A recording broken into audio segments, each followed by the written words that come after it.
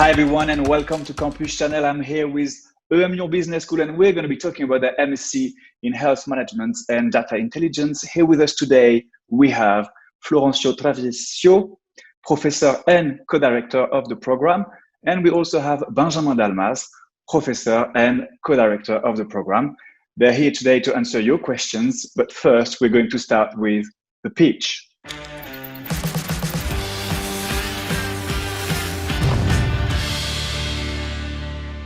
I think, Florencio, you're going to take the pitch. So you're going to have 1 minute to describe this MSc. It's your turn. Let's go. So this program has as a goal to create what we call crossover professionals.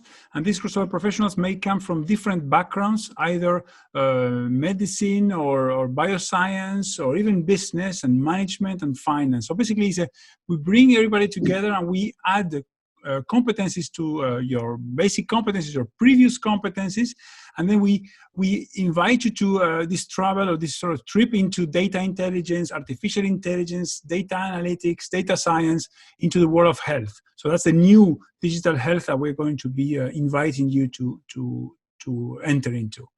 Benjamin? Yeah, if you're interested in healthcare issues, real-world applications, if you are high-tech enthusiast and you want to be a part of the change that is happening right now thanks to data technologies in this high spectrum of healthcare applications, then you are at the right place at the right time, and come and join us. We will provide you with this 360 vision you need to answer market needs right now. Thank you very much for this complimentary pitch. All right, it was like 2 pitch for 1. And we're going to start with the first questions. And it's going to be, how many students do you accept onto the course each year, and when is it the best time to apply? So let's start with the beginning. Okay, so maybe this year, what can we say? This is our second year. We were very happy.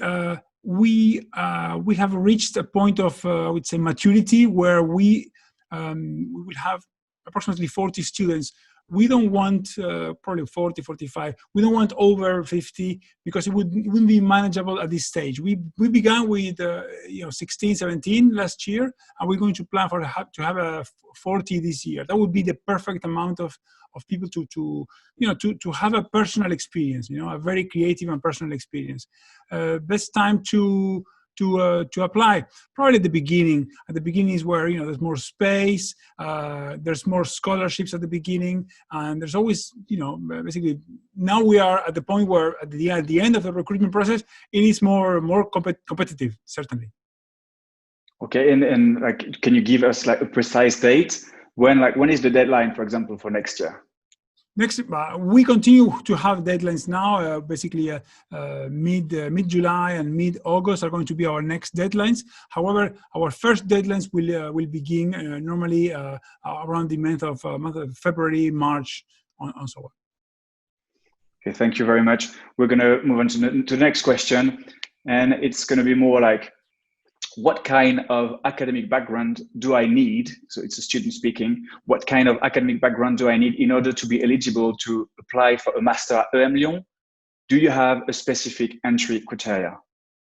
Okay, so in terms of background, we do aim at providing a high diversity of background. We do not target specific backgrounds. So of course, if you have biomedical background, if you have medical background, engineering, it's best to address the first challenges that we will give you at the first semester. But what we really aim for is what we could say soft skills, for example, and we want students to have a career objective.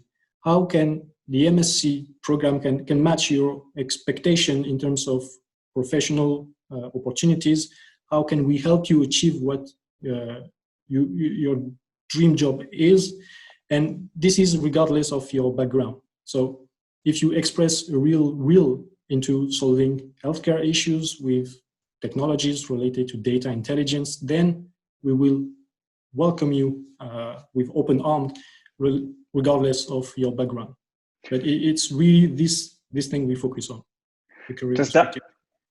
Sorry, I interrupted you. Does that mean I need to know what I want to do in order to apply, or will you help me find what I want to do? It's best if you already have an idea of not what you want, who you want to be, but in what kind of situation you want to be in 10 years. And then with us, you're going to go through this adventure saying, okay, what specific job you're aiming at, what specific subfield of healthcare and data intelligence, because it's so wide today. And we will see through the year the different possibilities, the different opportunities you might encounter professionally to help you find your specific way, your specific dream job in that. But yes, you have to have a big picture of what you're interested in, so we can help you reach that kind of expectation. Do I need to know how to code? Like, because you said there is no specific background unless we know what we want to do, unless we know in which like professional direction we want to take, then it's all about motivations, from what I understand. But I don't even need to know how to code or like to program anything, because it's data intelligence. I guess there must be some kind of like data criteria. There is an element of learning how to program, or the basics, the fundamentals of coding. However, we are aiming at having your competencies developed into understanding what can we do with coding, what can we do with Python, with R, and with applied data analytics. So basically, at the end of the courses, you will know what to ask, a data analyst to do in your company. We're training managers, we're training CEOs, we're training leaders of companies that will have a 360 vision, as Benjamin said, that will understand the whole ecosystem, including bioscience, management, finance, design thinking, devices, and also programming, all right? But programming from a fundamental base and applied approach. We're going to move back to the next questions. You mentioned a digital test in the admission process. Can you tell me more about it? Maybe Florencio. Okay, thank you. The digital tests are very innovative because they have, I'd say, two main parts as the test, in of itself. You have a first part, which is a simulation with a simulation of negotiation, which involves basically your capacities to react to different emails and text messages from different coworkers. And then you go into another phase of negotiation face-to-face with another person as well. So basically it's all interactive, like a virtual reality / video game situation. And then we have some sort of mind puzzles to crack, if you want, which is the second part of the first part. The second part, then, the second big part is going to be, the second block is going to be on your capacities as your profile, and your expectations and ideas, where you record the video.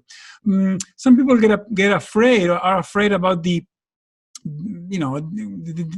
exams or the tests might be difficult. We are not evaluating the exams or the results of the tests. We're evaluating your capacity to, reasoning, and your early makers capacity. Early makers is our motto at EMLYON, where we are saying you need to be somebody thriving for innovation, thriving for disruption, finding new ways, thinking outside of the box, engaging in society, engaging with your friends and family, and also, your colleagues. That's the idea that we are basically. The algorithm behind the test is evaluating what you are doing those tests. So don't be afraid, follow your heart, your interests, and be passionate. Be passionate about what you want to do with us. Thank you very much for this very complete answer. Benjamin, maybe you could, if you had one advice to give to a student who is getting ready for those digital tests. So there's two parts, there's a writing part and oral part. Could you give us just 2 tips, one for the writing part and one for the oral part? Yeah, sure. If I would have to pick one advice for you guys who want to apply in our MSCs, have an open mind, be curious. The questions you will have to answer are there to let us know your interest in the whole healthcare and technological sectors and challenges we are facing today. So keep an open mind, be interested in what's going on right now in these sectors. Thank you very much. And I have a question, and I think it's linked to the pitch and what you said, Benjamin. You were talking about the 360 approach. And the question is, it says in your brochure that you have a unique 360-degree approach. Can you describe it? So this 360 approach and vision we want to give you through this MSc will be given both by the ability to EMLYON to give you skills, hard skills related to business and management to address challenges into the sectors, and from Saint-Etienne to give you these biomedical and engineering skills that you will need to fill the gap between health experts and technological experts and solve current problems thanks to innovative projects. This is this 360 vision to know how to handle data, how to handle operational issues and challenge, and to make the best out of the two with technologies, devices, and answer current questions. This is the 360 vision. Thank you. And how does it translate concretely in your courses? How does it translate concretely in this MSc? And I'm asking you the question, Florencio. Yeah. Yes.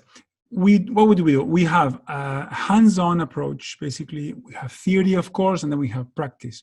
We have professionals that are academics like us, but we also have consultants. We have managers and CEOs from companies that come to our courses to share their approach. So basically, that is the proof of 360. International. Our MSc in prepares you basically to have a huge passport. Be ready to work abroad. Most of our professors, I mean, there are most of them that come from France. I'm from Argentina myself, but we have professors from many parts of the world.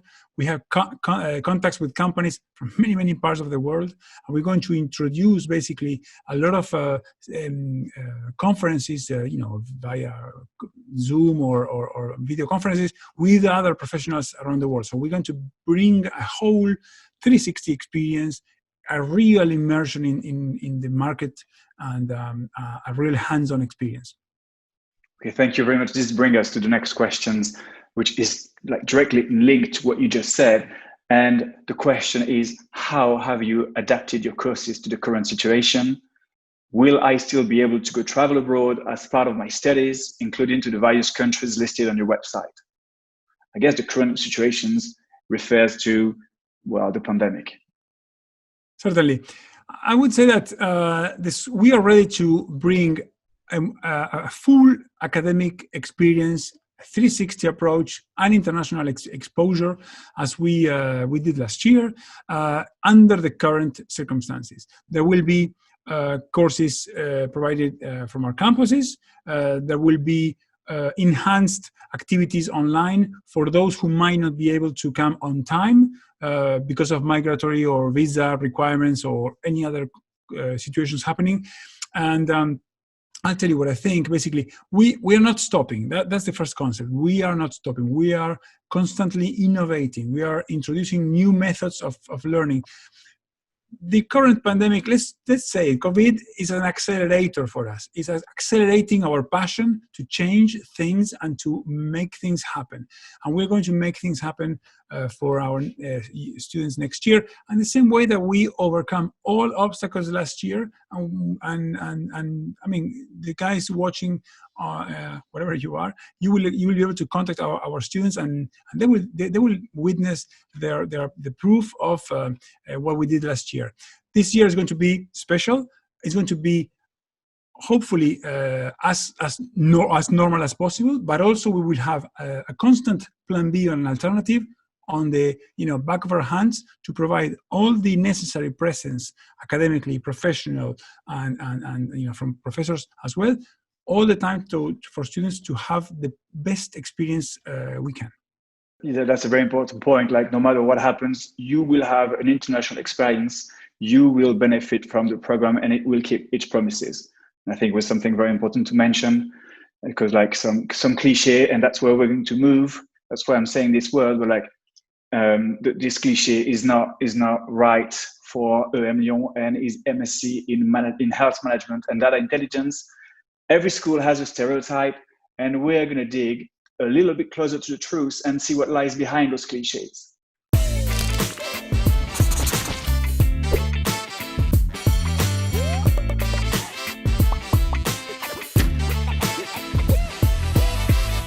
Florencio, what would be the first cliche, the first stereotypes that the students coming to your masters have? Well, one cliche that we have is from our side of the school, from EMLYON, is that everybody thinks that they have to have a business background. So they are afraid, because I don't have a business background, then I will not be able to do it. And actually, there's no problem, because not only they are going to be complementing their capacities or competencies with other students, but also they can also have access to a lot of resources and bibliography and distance learning courses on our platforms that allows you to basically catch up if you need to. So that sort of myth is debunked immediately, because we are not afraid if you don't have a background on business. Okay, thank you very much. Benjamin, what would be the cliche you think of when I say MSc in health management and data intelligence, EMLYON? What is it? Or Saint-Etienne? It's kind of a complementary cliche. You know, when you say health management and data intelligence, there is this data intelligence thing inside, and there is an old cliche still holding today, that when we think of data, when we think of artificial intelligence and related disciplines, we think of like a geeky kind of stuff, you know, coding into a dark room and so on. But in 2020, this thing doesn't hold anymore. You know, coding, programming, technical thing in the whole spectrum of data intelligence is just a little piece of the big cake that data intelligence has become. And if you don't know how to code, it's not even a problem. Don't be afraid by this. Even if you don't have any engineering background in your curriculum, that's not a problem either. But if you're motivated to learn how to code or engineering, then it's okay. It's even better. For example, we have a student that has management background, so nothing technical, nothing related to computer science. And now he's at the end of this MSc and is looking for an internship and doing his master thesis related natural language processing. So super technical situation, super technical research topic. So you're gonna like it. If you don't have it when you come inside the program, then it's okay. Perfect. Thank you very much. So you mentioned so we talk about the cliches and what it is and what is not. So more what it's not and what it is. So there is a question that is asked is, what is health management and data intelligence?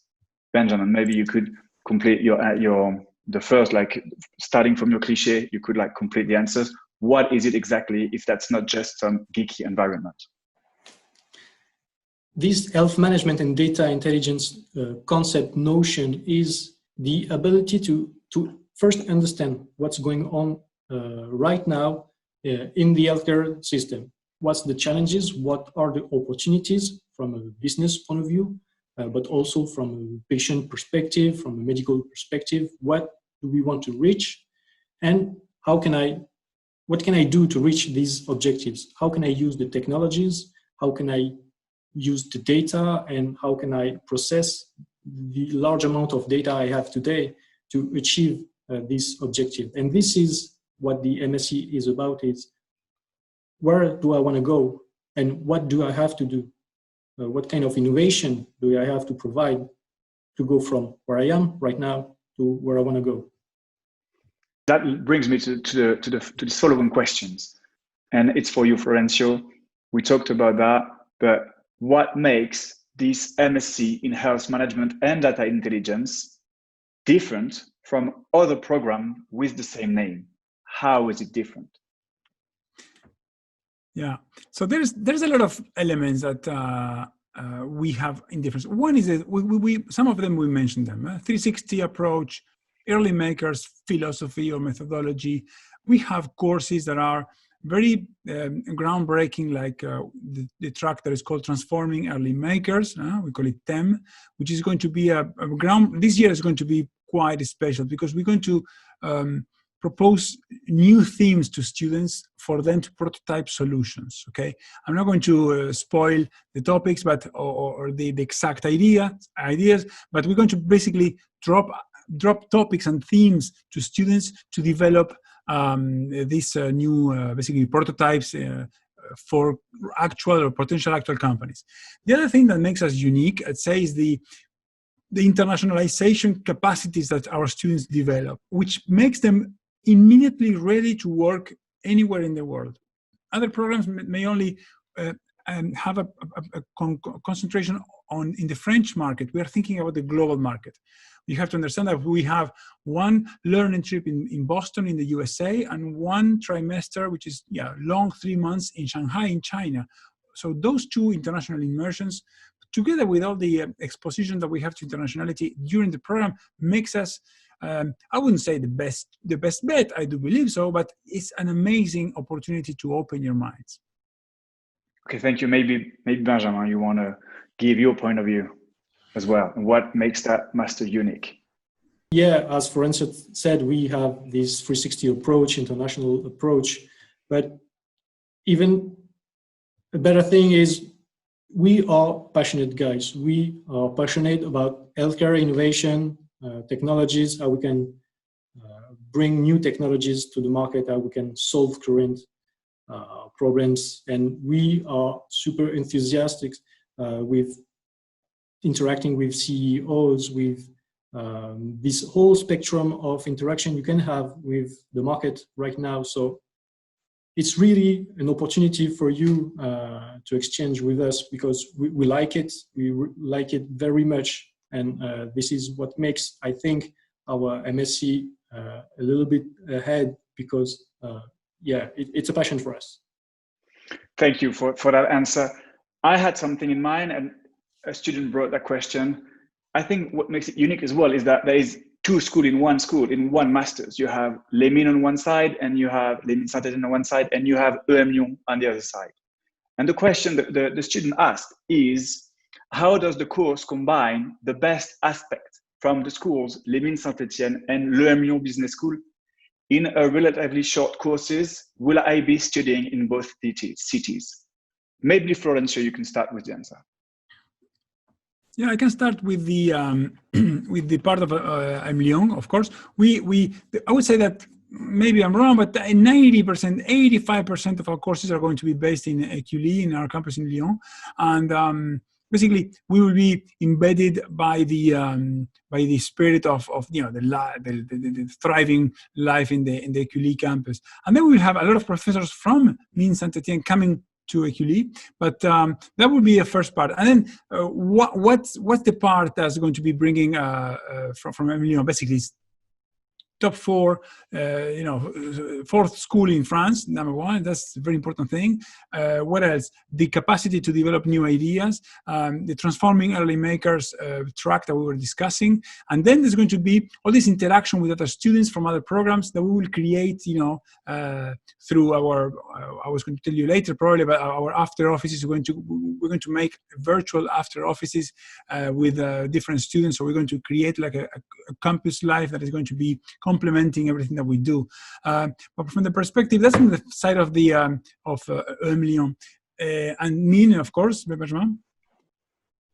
Yeah, Mines Saint-Etienne is one well-known engineering school, and in Saint-Etienne specifically, we have our specialty, which is biomedical and healthcare engineering, and all the professors that are working in this research center are scientists, researchers in their own scientific field, and they are going to provide you with all this knowledge, with this large spectrum of technologies and disciplines into biomedical engineering to give you the tools you need to solve current challenges. Does that mean that the teachers are the teacher from Les Mines are going to be in Les Mines, the teacher from Saint-Etienne are going to be in Saint-Etienne? Are they going to, like, teacher from Saint-Etienne are going to come to EMLYON? And what difference? Could you tell us the specialty of, for example, EMLYON, as the teachers from EMLYON, what they have that is specific to them, and the teacher from Les Mines Saint-Etienne, what is very specific to them as well? maybe we can start with, like we're talking, Benjamin, you were the last answering, so maybe you could just complete the answer with the professors from Les Mines Saint-Etienne. So the courses you will have with professors from Mines Saint-Etienne will happen both in Écully in the campus of EMLYON and in the Center of Biomedical Engineering on the hospital campus in Saint-Etienne, because we want you to benefit from the infrastructure we have, the different labs and the materials you will use to manipulate. For example, I think in the biomedical sensors courses, this year the students have to build one sensors actually. So you will need all the material to build one, which will happen in here, but you can also enjoy these classes back in Écully for all different kind of lectures as well. Thank you very much, Florencio. Do you want to add something? Listen, from our EMLYON's perspective, we're going to benefit from top-notch economists, professors that apply their knowledge into pharmaceutical side, marketing directors or marketing professors that are going to be also bringing that experience into the healthcare environment, innovation, digital marketing and innovation again into our health sector. So the great thing about this is that our school is that you have access to the top professors in the country with bright minds. And I was talking the other day with one of the professors in our school that is going to be doing a course on innovation, and he was so happy to participate in this course. And he was saying, "Okay, yes, I'm excited because I'm going to develop all these health-related or healthcare-related cases." So basically, each professor is very happy to to participate in our programs. And me, I also participate in other programs in executive education or in the legal, international management for legal affairs. So we participate, all professors participate in different programs all the time. Okay, so you mentioned innovation, and we have a question. It is, how do you future-proof your courses to ensure they meet the challenge of tomorrow? The first test is bringing a CEO that is going to basically give you his or her experience on a particular topic. I talked, I think before yesterday, with a woman who is a CEO of a startup in the healthcare sector, nutrition, and she was so happy to participate in our courses. So she's going to bring her vision, and there's nothing more current and updated than the manager of a company, the founder of a company, participating in our program and also sharing her doubts and tribulations about her company, her business with our students. She was happy to think, great, I'm going to be able to share my ideas or my plans with 40 guys and girls from different parts of the world. So that was for her was a huge challenge. So if you want, that is going to bring basically a high speed of innovation into our classrooms. We're not 100% professors talking about page or chapter 4 of the book. We're talking about companies and what is useful for students and people working in the companies. Thank you very much. I believe it's time for our second break. One picture speaks more than 1,000 words, and that's what we're going to discover with Who Am I?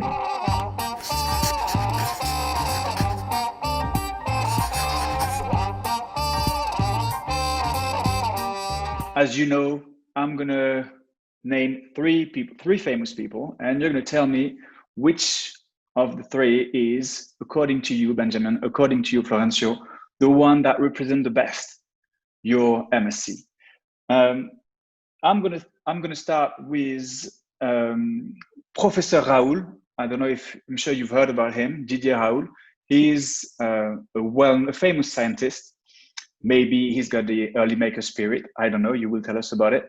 And he was very disruptive in his approach of the pandemic, and he's linked to the health industry. So that's the first one. The second one is Larry Page. I'm sure you've heard about him as well. He's like the CEO he's one of the co-founder of Google. And the last one is Sébastien Chabal. He's a famous rugby player, And the reason why I picked him is because he did like part of his studies at EMLYON, and so I wanted. So, which one? Who wants to start, and which one are you going to pick? I begin, but just I don't. It doesn't matter. I'm going to pick Didier Raoul because I think I like, regardless of probably a lot of differences that we have between myself and Professor Raoul or Dr. Raoul. I think I like his innovative early maker approach. He's a real early maker. He's pushing the boundaries. He's looking for answers, and a scientist is that. A curious mind, respectful, curious mind, looking for answers and for the people, and that's what I like from those three characters. Maybe, in my opinion, Benjamin, you can choose whichever you like. I mean, I bring back to the table Professor Raoul if you want it. Okay, Benjamin. So Florencio picked Professor Raoul for his disruptive approach, for being an innovator as well. I mean, he got some famous, like he won some famous prizes in the health in the health industry. So, which one is it going to be for you? You have to pick between Sébastien Chabal now and Larry Page. I mean, I like Sébastien Chabal, but I would go with Larry Page. You know, Larry is like a brilliant mind. You know, he just invented for quite a while now one of the best algorithms on the market, the ones called PageRank. He was young. It was during his PhD, I think. And from that point, he believed in what he did, and he improved for now 20 years. This small thing he developed and make it one of the biggest thing happening right now in the market. So this is really this mindset I would suggest and I would advise the student to have. Is not a matter of size at the beginning. You can bring a small innovation at first, but you have to believe in it. You have to believe in what it brings to the market, to the patient, to medical sector in its whole. And if you are passionate, as Larry was, about his algorithm, if you're passionate, motivated, then you're gonna bring and enjoy this creation of yours in the years after your creation. So yeah, Larry Page is my guy. Okay, so Larry Page has the same passion for data that this MSc has, in a nutshell. Perfect. So now we're gonna go back to business, I guess, because like there's a very concrete questions, and it is, how are the courses assessed? So basically, the courses are, of course, there's exams. Normally there's two basic grades or two moments where we are evaluating. One is during the course. That might imply a midterm or an exam or a quiz during the courses. Participation is very important. And then there's going to be a final exam. Final exam that will take place depending on the professor. Professors are free to decide what sort of mechanism they want to choose. Sometimes they choose for a traditional exam, 2 hours, and then you write down. Sometimes they go for more like research and application. In my personal perspective, I like both. I think I like participation during the class. We're going to bring more presence to participation. I think the animation of the class by everybody is important. And then I tend to like more and more the assignments where you develop ideas and you prove them, and there's a lot of critical thinking. So, but it's up to every professor. So 2 grades, one during the class, one during the classes, and one other by a final exam or a final instance of examination. Perfect. That brings me to the next question, and the question is, what kind of job opportunities can I expect after obtaining an MSc in health management and data intelligence? You mentioned that you were preparing your students. So what are you preparing them for? Basically, we have different approaches. Either there's a project manager, there's data scientists in certain cases applied, there's compliance officers, there is product management, there's international developer for business, for certain products. So basically, the jobs that we're aiming at are basically the interface in the industry, right? The interface between one side of the industry and another side of the industry. To give an example, there's a company that is developing, basically accelerating small labs that are interested in pitching their products to bigger labs, pharma labs. So basically, that is a typical job that we were aiming at. That basically, somebody that has the knowledge of the sector, enough knowledge of the sector, and enough knowledge of the business, of business capacities, business soft skills, to produce, to bring a company into the arms, basically, of a big pharma. That's one of the biggest examples. Okay, we're still going to be in the employment field, because the question is, you mentioned a 4 months minimum internship experience. Is this something arranged by the school, or does each student have to secure a placement by themselves? Maybe Benjamin, you can answer that question. Short answers is, yeah, you will have to find your like internship. What we provide on our side is a whole opportunity, a whole career center that is going to help you find your companies, find your specific internship based on your current expectation. And internally, with Florencio, what we give is often one-on-one kind of interviews with you to know what are your interests, what kind of companies you want to work in. So we can make a matching between you and different companies, different offers. We can have to say, okay, we hear what you say. You know, this program, Florencio said, we don't expect much students.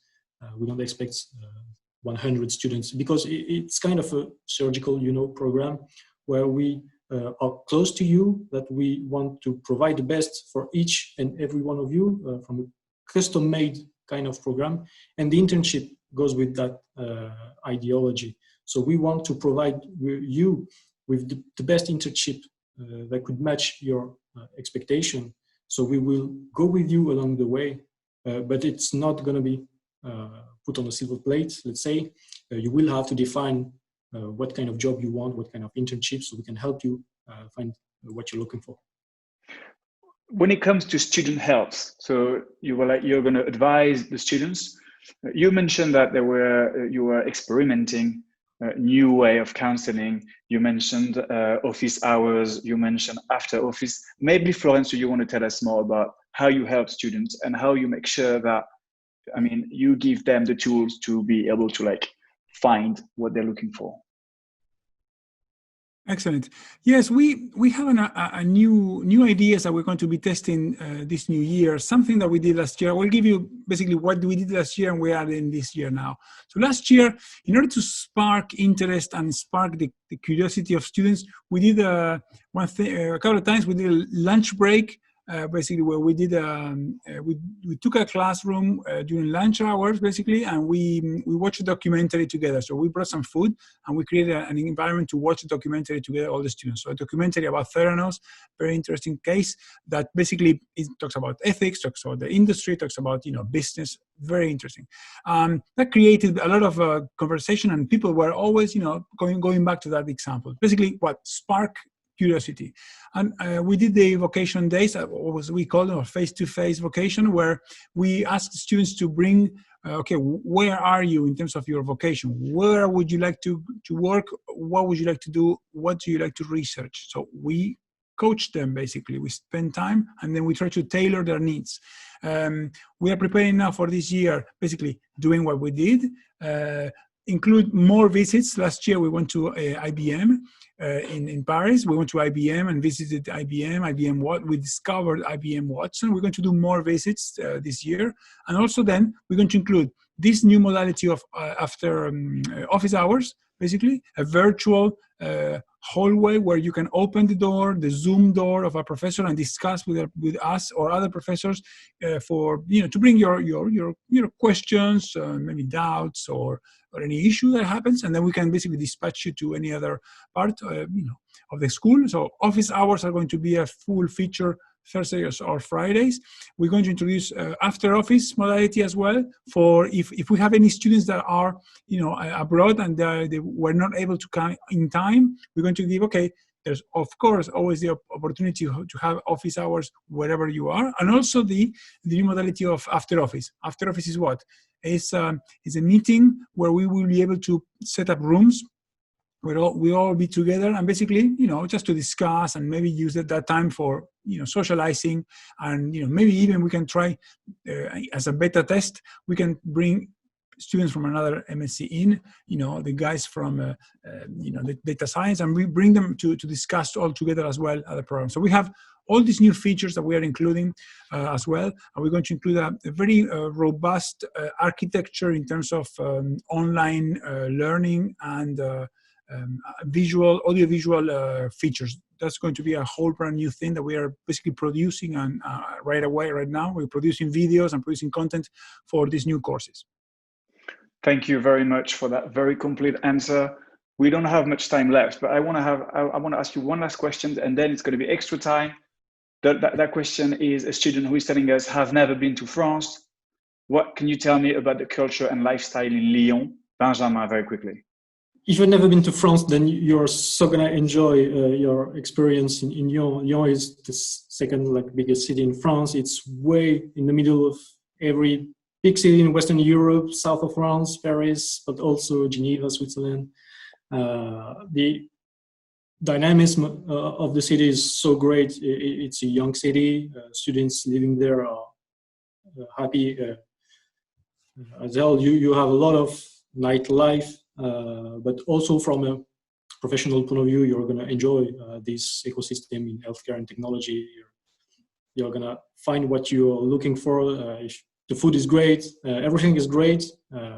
What can I say? Come and enjoy.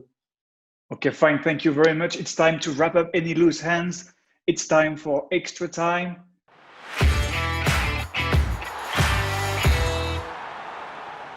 Florencio, Benjamin, you only have 2 minutes left, 1 minute each. It's up to you. Is there a particular subject that you would want to bring that you haven't brought yet, or is there something that you want to emphasize that has already been said? Up to you. Listen, on my side, every year is a new challenge, and this year is going to be another challenge again. I'm looking forward. We are looking forward. At least I think with Benjamin we do a good team. We're looking forward for this new cohort of 40 plus students that are going to be with us, and finding them and basically try to determine their new passions. I want to say one thing, because things are happening right now. There's no time that is lost when you're studying, and we will guarantee that the quality, the academic level, and the amount of power and the passion that we're going to put for your experience is going to be, wonderful and enormous. And take my word for it. I will work completely for making this year a wonderful year, and there will be no loss. One last thing, the healthcare market is going to be the first one, if not one of the most important ones, that is going to be rebounding after this crisis. So basically, it's a great opportunity to be prepared for a new environment, a new perspective in terms of work environment that is going to be appearing probably in the next 18 months to years. Benjamin, you have 20 seconds left. Is there anything you want to add? Or are you happy? I want to come back to the whole questions about backgrounds, do I have the right background? Do not be afraid of that. We don't want to shape like meta students having the same background. Your background is an asset. Your background is what makes you unique. And we are going to build our whole core content based on your background and feedbacks and experience, so we can enjoy a lot of new experience and new knowledge that we don't have. And so join us regardless of your background. Thank you very much. Thank you for watching Campus Channel. Thank you, Benjamin. Thank you, Florencio. I hope you had a good time, and I hope to see you soon on Campus Channel. Goodbye.